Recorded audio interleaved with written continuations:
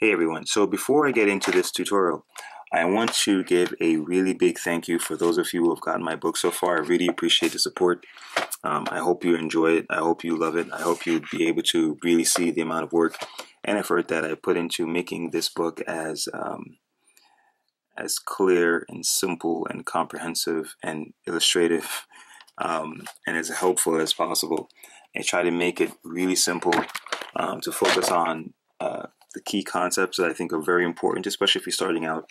It's definitely a book for those beginning to draw with pen and ink, but also it's definitely a drawing book.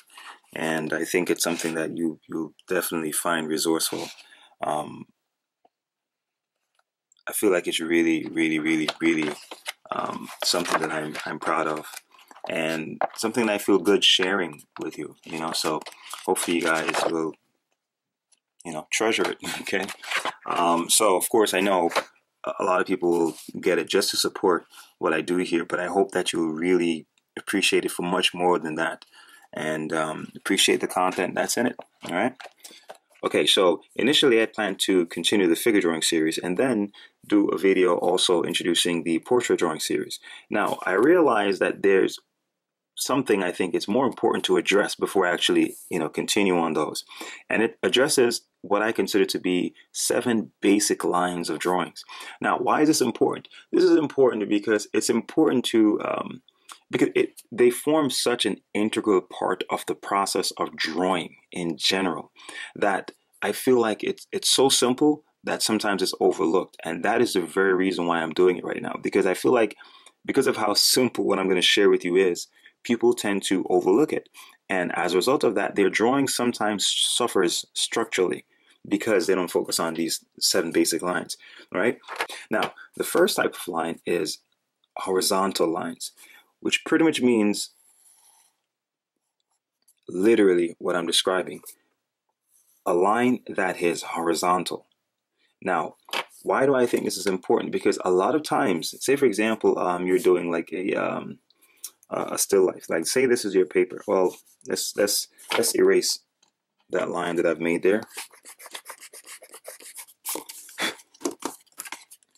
A lot of times I've seen people do so you're doing a still life, something like that. You got some shapes like that. Now, if you don't have a horizontal line, or even if you don't visualize one, things may not necessarily lay flat. And that's the importance of having even a horizon in your work. So an horizon is not necessarily just there just to form or structure or give structure to the space, but also to make things lay flat. See, so you can have, let's say this is a ball, and we have a cube. See, all these things these shapes will just be there. We have like a little cylinder here. But until you put a line, say like this,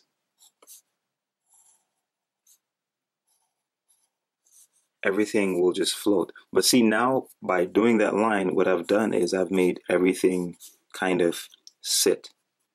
See? So what am I saying here? Always be aware of the ground. Always be aware of the ground. And a good way to establish that is using your horizon. For example, it helps to, of course, in addition to this, it helps to align things. If you're drawing the head, it helps to, sketching in horizon line helps you to get the eyes aligned, helps you to get the lips, having both corners of the lips aligned horizontally helps you to determine that. And also it helps you to keep things not aligned. So for example, even when you're drawing you're drawing the eye like that. Like for example, the outer corner of the eye and the inner corner of the eye are not on a straight line like this. This doesn't happen. Rarely. Okay. In most cases, the inner corner is lower than the outer corner. So sometimes it's good to just sketch in a little line like that. I do that. Okay. And if not, you visualize it because it just helps you to, in other words, you're training yourself and training your eyes to establish a reference. It's always important to have a reference because if you don't, your drawing can easily, I've seen many drawings where students would do a still life like this, and the figures, the objects being drawn would be almost like floating off the paper like this.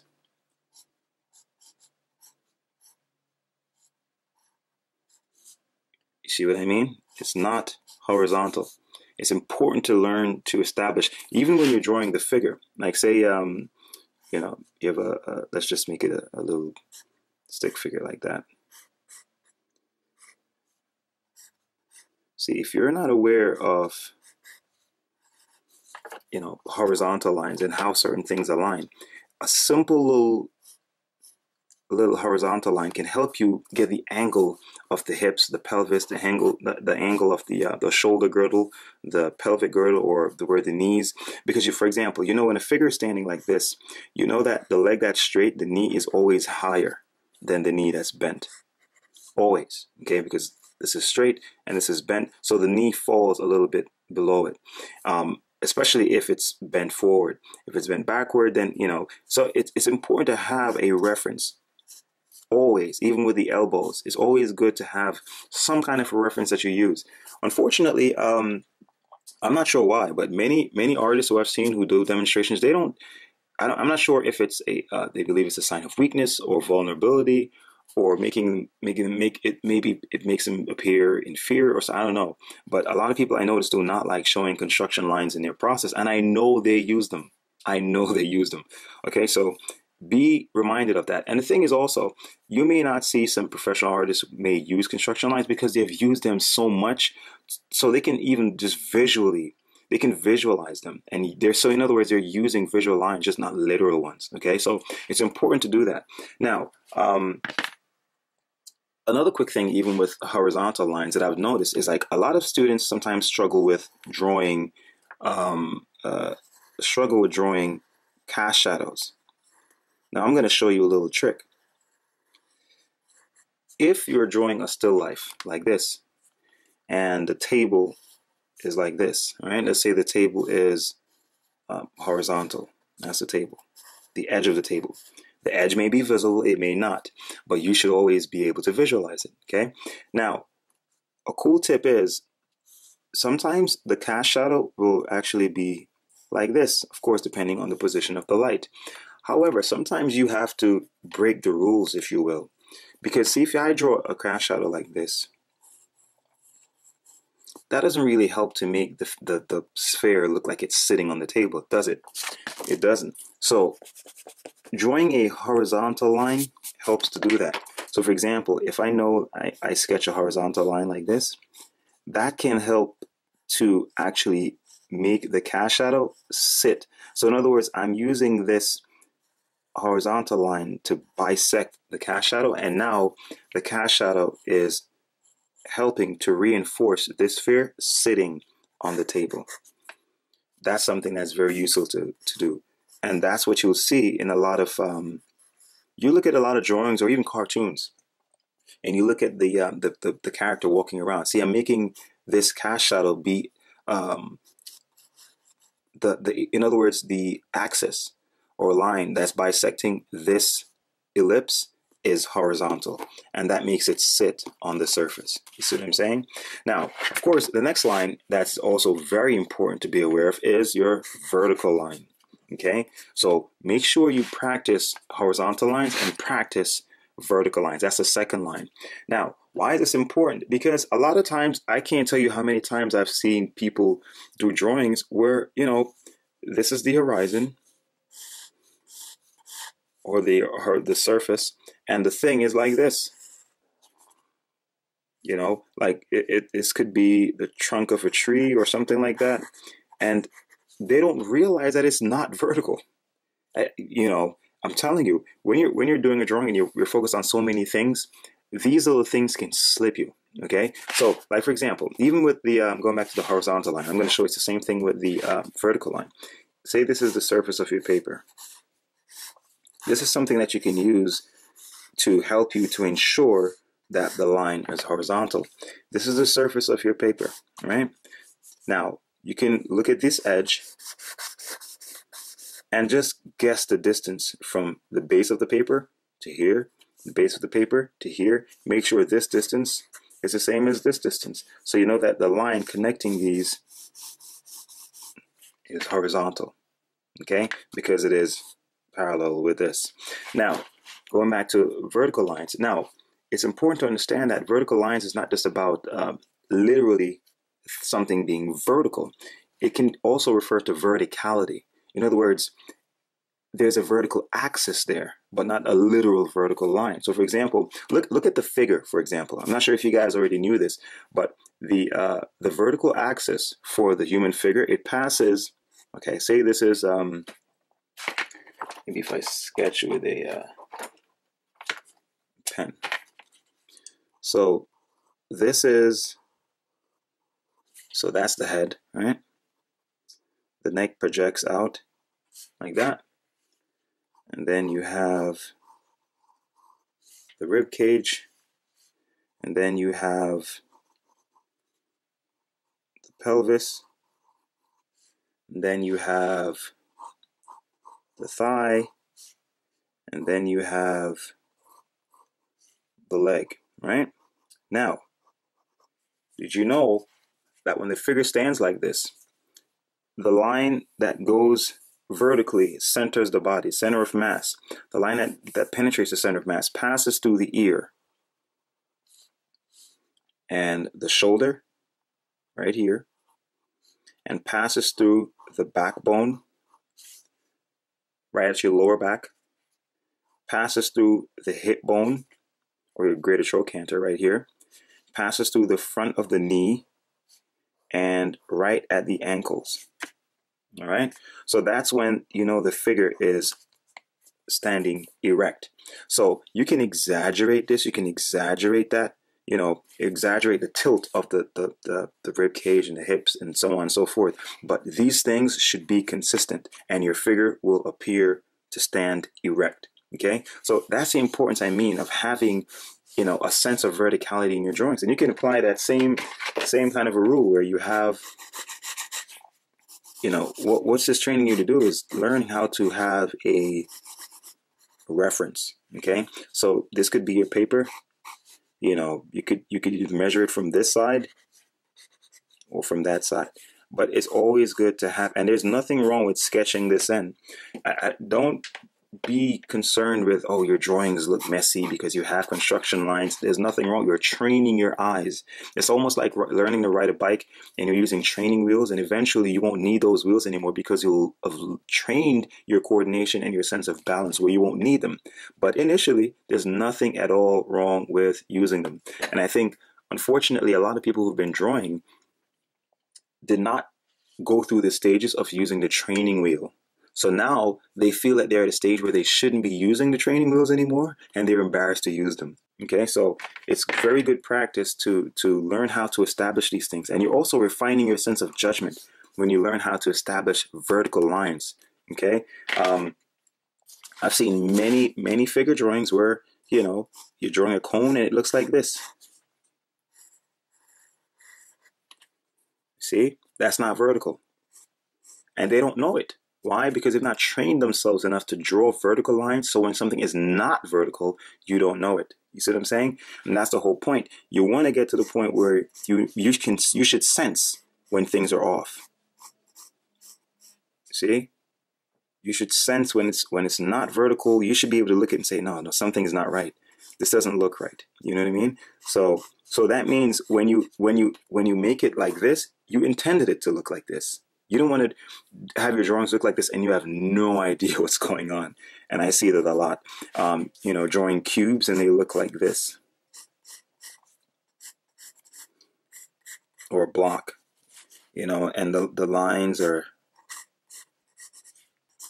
And it was never intended for it to look like this. See? So practice drawing vertical lines. And that leads into the other types of lines. And these are perpendicular lines. What's a perpendicular line? First of all, A lot of times I see people draw, and I'm telling you, these things are so simple. I know that you think like, why is he doing this? But it's very important. It's very important for your drawing. Now, again, here's a horizontal line. Okay. Now we can have a line showing different angles. Okay. So this line forms a certain angle with this. Here, this one forms another angle. This one forms another angle. This one forms another angle to the point where it's like this, and it makes an L. Right? It's almost like it's T-shaped or L-shaped. Why? Because this angle is 90 degrees. Now, do I mean that you should always measure and so on? No, you shouldn't. Of course not. You know, one's going to pull out a compass or a protractor or something like that to measure angles between lines. But you should practice lines that are perpendicular. And why is this important? This relationship is so important to your drawing. It doesn't even make sense. Because first of all, when you're thinking about like for example, you're drawing a face, right? And you have a line like that, and then you have a line like that. Now, if this line isn't perpendicular to this line, in other words, if they're not a true T, okay, if it's like this, or if it's like this, you know what's going to happen when you start placing the figures, the features, right? They're going to be misaligned and, you know, all over the place. It's important to practice being what you're doing is you're training your sensitivity to or your sense of judgment, your reference point, to know when things are perpendicular. And this is very useful because you're not just concerned with having that perpendicular quality or property when things are just straight on like this. You're trying to think of it even when you have to preserve that perpendicular relationship, even when the lines are like this. See, this is curving around like this and like that. They're still perpendicular. You see what I'm saying? They're still perpendicular. So, and a lot of times this is key to drawing cones and cylinders and so on. So for example, if I have an ellipse like that, what will help me to make sure this point, this seems like a cone, is to have a line like that, right? And another one that goes like this. See, they're perpendicular. If you're drawing a cylinder that's, you know, in a position like this, the key thing to get this right is to make sure that these two lines are perpendicular. If not, you will end up with something like this. See that? And you're intending to draw a cylinder. It will look like this. See? These two lines are not perpendicular. So when you're drawing things and you want them to be vertical, that's a key thing to think about. Your horizontal is there, and then the vertical line is there, and then you know that the thing, whatever it is standing erect. You see what I mean? So you have this to establish the ground, and you have this to establish the verticality. So that way, if you have things that are tilted, you know that it's tilted. You know, if you have something like this,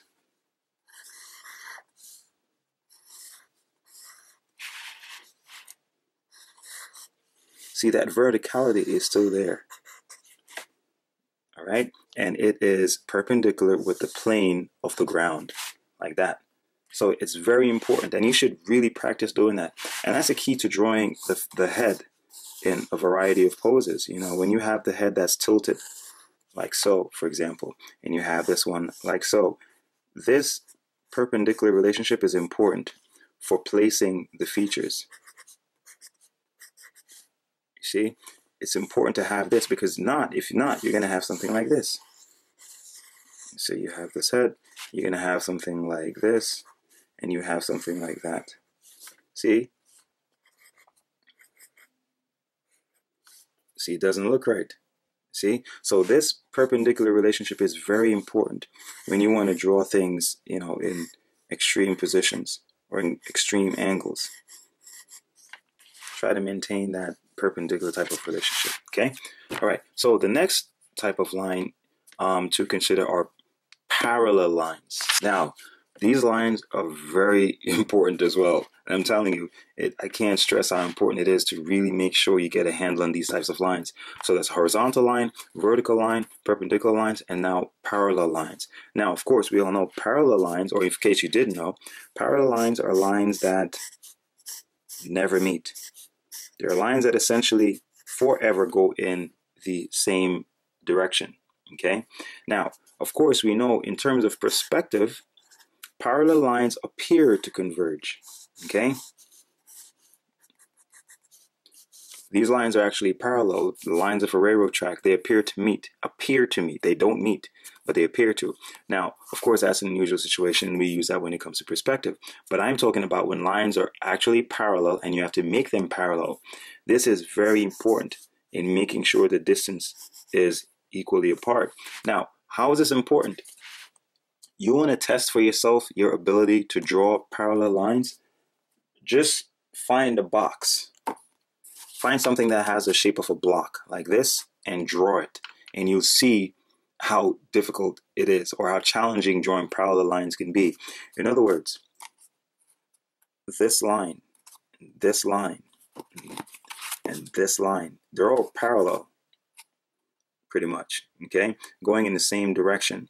Now, when you're drawing this, say you're drawing it, you know, something like this. See, all I'm doing here is just drawing parallel lines. I'm establishing a vertical line. I'm aware of my horizontal, okay? Making sure this line is parallel to this line. Making sure this line is parallel to this line. Two parallel lines. See? Parallel, parallel. Parallel, parallel, parallel. Parallel, parallel. Parallel, parallel, parallel. See what I'm saying? Try that. And do this in a variety of sizes. So make sure your line is vertical. Vertical. Vertical. See? They're all parallel, right? And then make this and this parallel. Parallel to this. It's important to be able to draw parallel lines. Now, of course, we know that, you know, you can have shapes that are like this. And I'm not talking about that, of course. There's nothing wrong with that. But I'm talking about the practice of learning to draw parallel lines. It's very important. And it affects your drawing in so many different ways. Because when it's time to not draw a parallel line, the fact that you know when lines are parallel will enable you to draw that a lot. Like, even when it comes to aligning the features of the face, drawing structures that are even drawing the, you know, the trunk of a tree or something like that. And even when things are not vertical, but keeping them parallel. And that's the important thing here, that you're training yourself to establish references. Okay, parallel lines enable you to establish references. So even with drawing the features of the face, you know, like say for example you're drawing the nose, for example, it's important to be aware of the fact that, like, the planes of the nose. Say for example, if the nose is in a 3/4 view, the top plane, see, it's really like two parallel lines. You know, if you're drawing the this is the tip of the nose.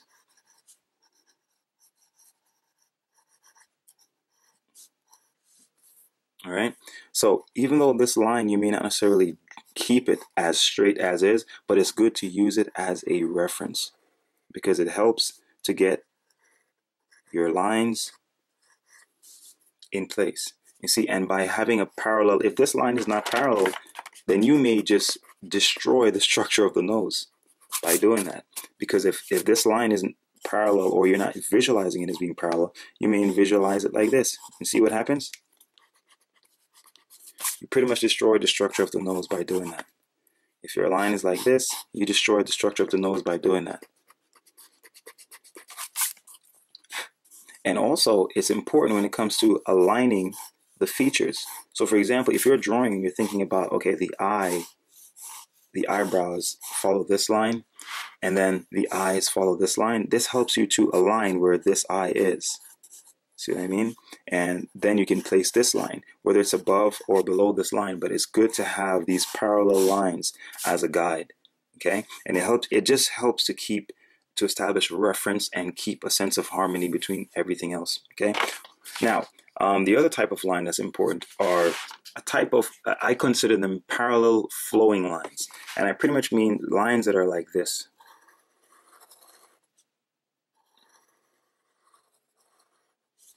See? So they're lines that are parallel, but they're just not straight. I just call them parallel flowing lines. And this is very important. I know just seeing this, you can think of 20 million examples of where you see lines like this. You could be drawing the petals of a flower. You'll see lines that tend to flow with each other. The stem of a flower. The trunk of a tree. The lips, the eyelids, the eyebrows, hair. You know, it's important to be able to maintain this consistency, because when you have something like this,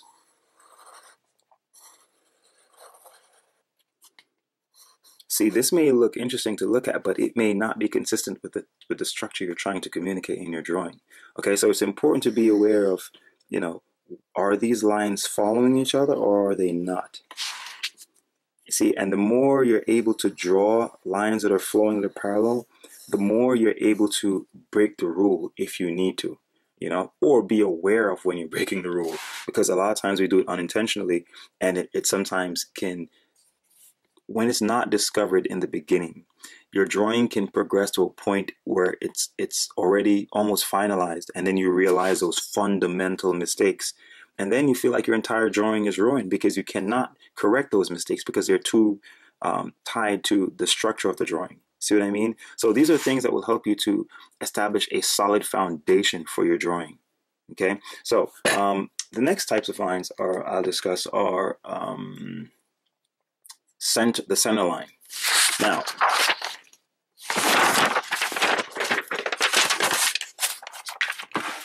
center line is very important. And I've overused this whole very important term. So, of course, we know when it comes to establishing the features, especially if you're drawing the face, you know, straight on, it's good to be aware of or establish some kind of a center line. Okay, so at least this way you can have an idea of, okay, how far away is this from this?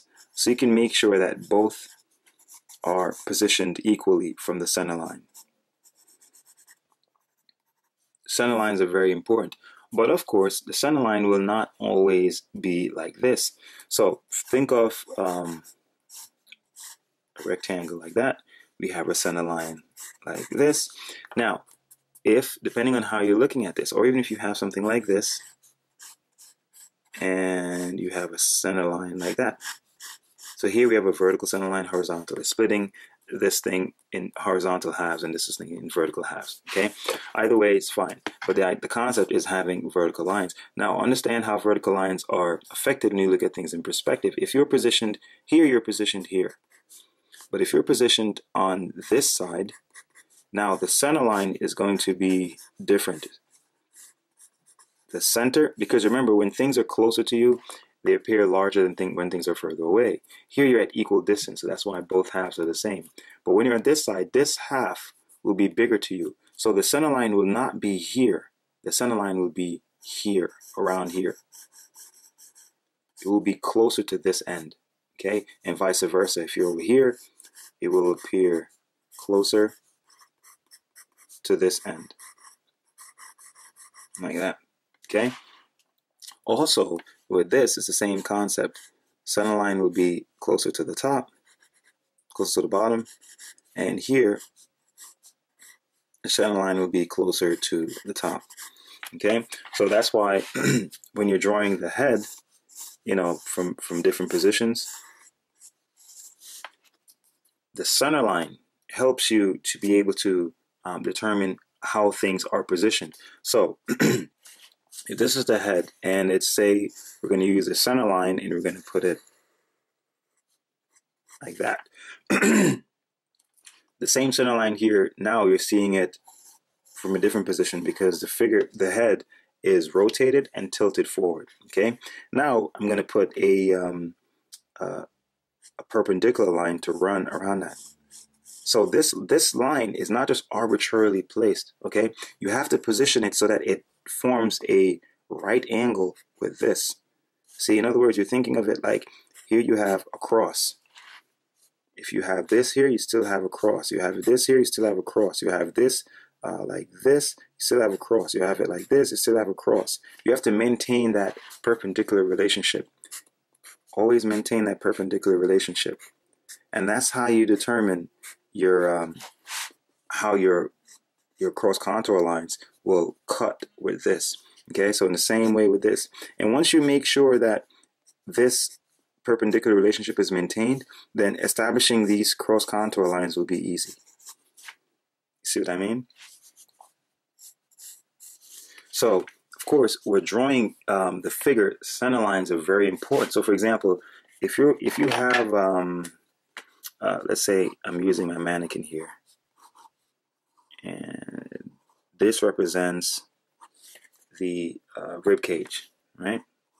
Or the mass of the upper torso, and here we have the mass of the pelvis. Okay, now center lines, drawing center lines helps you to be able to establish the position of things very easily. See, with this, you know, it's not really telling us much. We can see the mass is tilted that way, this mass is tilted this way, but by doing something as simple as this, that's a center line. Okay, let's make it twisted. So this is a center line. You see? So this is the center line for the lower mass, and this is the center line for the upper mass. And just by establishing that, I can say, okay, now I know one leg will be here, one leg will be here. The arm will be here, one arm will be there. See what I mean? So in other words, this center line wraps around like this. So I can put one thigh will shoot out here. One thigh will, may shoot down there. See what I mean? One arm may shoot out like this. One arm may go up like that. But the thing is, just by having that sense of center line there, now I have an idea, okay, where things are placed. See what I mean? And I use this a lot when I'm trying to invent poses or figures in various positions and so on. It's really helpful. And you can even continue the center line up to the head. Just like that. See what I mean? So it helps you in positioning, determining the poses of figures. And also, it even helps you, say for example, you're drawing the thigh like that. I've seen this mistake a lot of times in drawings. And this is the lower leg. All right, and then the foot is here somewhere, whatever. Now, by having an idea of where your center line is, it can help you with placing the knee. Because the knee is really central, like this is the thigh, the knee is here, and then the lower leg is here. The knee should always be central. Like imagine this is the center of the top. It passes directly through the center of the knee and follow the shin right down to where the foot is. So if you're drawing a thigh in a position like that, and the lower leg in a position like that, by having some idea of where the center line is, you can have a good idea of how to position. I've seen knees sometimes here that's not consistent with the structure of the legs or the thighs and how the lower leg and thigh meet up. The center line is very important. And this applies to drawing the figure from the front or from the back. If you have something like this, like that, and let's do it again where it's like okay, like that. Now I can determine, okay, am I going to draw? I can make the center line. I can make the center line here. See, and the figure will be like that. See what I mean? Or you can change the center line, and the figure changes. Actually, maybe I should put them side to side and show you how, by shifting the center line, you can shift the pose altogether. So let's make the center line continue here. All right. And this center line is going to be here. See? So now you can have a figure that's standing like this. Okay.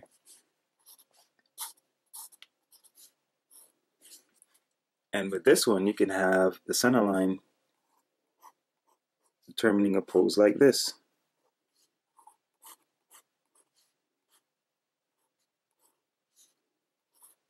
You see what I mean? So just by positioning the center line helps you to determine the orientation of the figure. Okay. Now the other line that's also very important is the line of axis. So far, that's the horizontal line, the vertical line, perpendicular lines, parallel flowing lines, center lines, and now the line of axis. Line of axis is, yes, very important. Why? Because it helps you to determine the orientation of a form and also the direction. All right, and the position, and also not just the position of the form or the mass itself, but also the relationships of its surface forms. Now that is very important, especially for the head. So to show you how important it is, the line of axis is basically the line that passes through the center of the length of a form, like this, like the earth has an axis.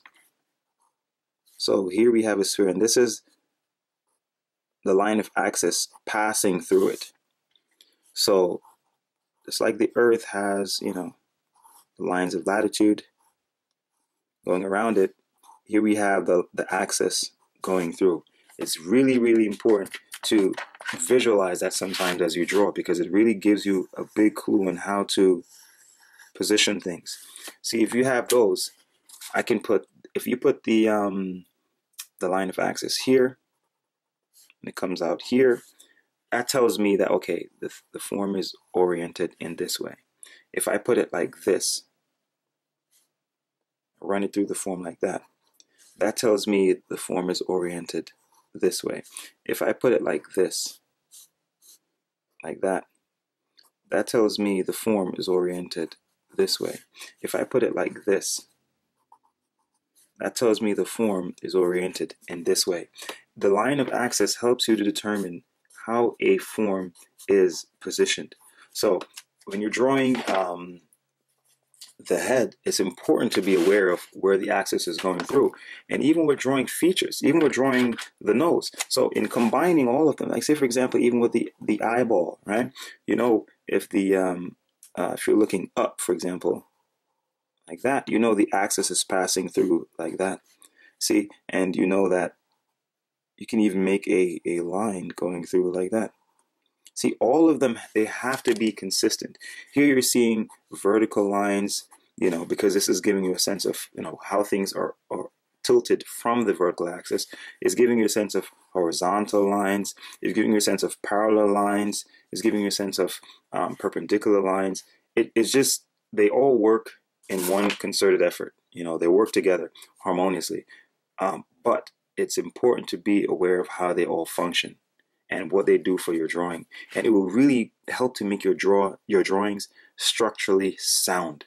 If you're drawing you're drawing like say you're drawing, the head like this. All right, that's like the mass of the head, like that. Yeah, and let's say the neck is like this. All right, and then you have the shoulder and the mass of the rib cage like that. All right, even with something like this, here you have, see, the axis of the head is at the top, right? Because remember the highest point of the head is right behind the ear.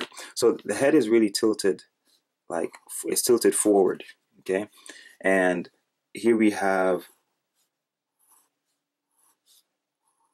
these parallel lines, see? Parallel lines going around.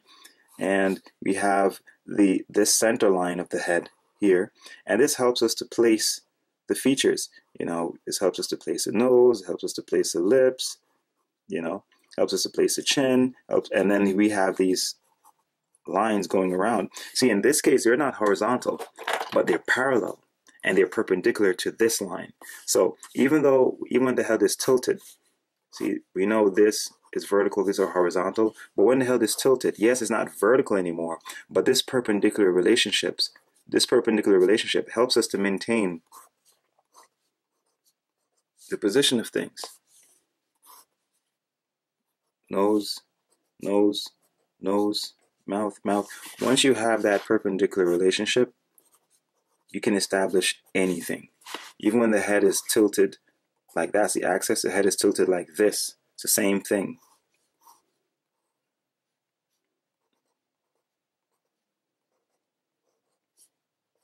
Ear, ear. So that's, see, when you do this, you don't have to remember that, okay, when the head is tilted up, the ears fall lower. Just by following the lines, everything falls in place. That's what I mean. It helps your drawing to remain structurally sound, regardless of whatever position things are in. The axis of the neck is like this. See, this is the column of the neck. The torso, this is the axis of the torso. So he's facing this way. You're imagining a line passing through the length of the main mass, the underlying mass. See what I mean? So it's important to be aware of these lines. You know, they really help you to make your drawing just sit. You know, hopefully this video was helpful for you guys. I can't stress how important being aware and proficient with these lines really is for your drawing. It helps to make things structurally sound. It really helps to do that. And I've had to learn this, of course, gradually. Like, oh, these lines are these lines are important. Oh, these lines, you know. But I'm giving it to you in one package. Like, look, try to be aware of these 7 lines. Over the years of my drawing, I've learned that these lines are very important to my drawing, and I've had to practice them and get to the point where I developed a sensitivity towards them. So I know when I'm making something tilted, I think about a vertical line. Okay, and making it tilted is easy. If I want something to be positioned in a certain way that may be challenging, I first establish these lines that will set the structural foundation for me to build on. Okay, so hopefully, you know, you guys got some stuff from this that you can use to apply to your own drawings.